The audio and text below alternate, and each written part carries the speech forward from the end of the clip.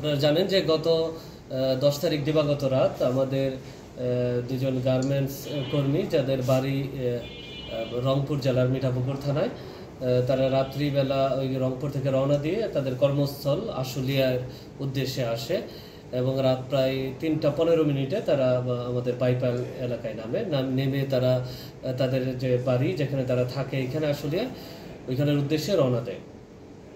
প্রতিমধ্যে তাদের ছিনতাইকারী তাদের পথরোধ করে, একজন ছিনতাইকারী পথরোধ করে তার কাছ থেকে যে মাল, তার যে মোবাইল ফোন, তার স্ত্রীর কাছ থেকে মূলত মোবাইল ফোনটি নিয়ে যায়।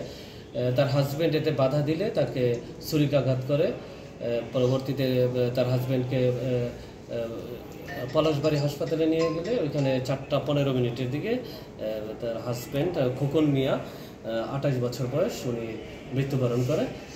এই ঘটনার সাথে যে জড়িত আসামি মাসুদুর রহমান ওরফে অনেকেই জামাই মাসুদ নামে চিনে বা কোথাও কোথাও সে রানা নামেও পরিচিত, তাকে গ্রেফতার করা হয় এবং তার কাছ থেকে যে ছুরি দিয়ে হত্যা করেছে সেই আলামতটি তার দেখানো জায়গা থেকে উদ্ধার করা হয় এবং পরবর্তী যে আমরা খুব শীঘ্রই তাকে আমরা কোর্টে প্রেরণ করছি।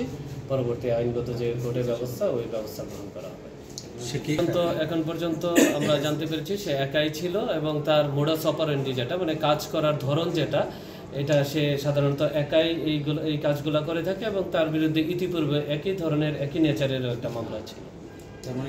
ছিনতাইকারী বলা যায় এবং ছিনতাই করতে কেউ যদি বাধা দেয় সেক্ষেত্রে স্টেপ করারও তার মোডাস অপারেন্ডি যেটা বলে কাজ করার ধরন এরকমই। সে আমাদের কাছে এই ধরনের শিকার। এই অভিযান তো এইভাবে চলমানের বিষয় নেই, যেহেতু সে একাই জড়িত। আমাদের তাকে গ্রেফতার করা হয়েছে, তো গ্রেফতারের ক্ষেত্রে আর যেহেতু এটার সাথে কেউ জড়িত নাই এই বিষয়গুলো নাই। তবে আমাদের তার কাছে যে মোবাইলটি নিয়ে গিয়েছিল এই মোবাইলটা বলেছে একটা জায়গায় বিক্রি করেছে, আমরা টঙ্গীতে বিক্রি করেছে। যেহেতু ঈদ পরবর্তী এই সময় আসলে ওইভাবে এগুলা খোলা নাই, আমরা আমাদের তদন্তের কারণেই আমরা নামটা বলছি না কোথায়। আমরা আশা করছি যে আলামতটা যে মোবাইল নিয়ে গিয়েছিল আমরা খুব শীঘ্রই এই মোবাইলটা উদ্ধার করতে পারবো। ইতিমধ্যে আমাদের যে চাকু দিয়েছে স্টেপ করেছিল চাকুটি উদ্ধার করা হয়েছে।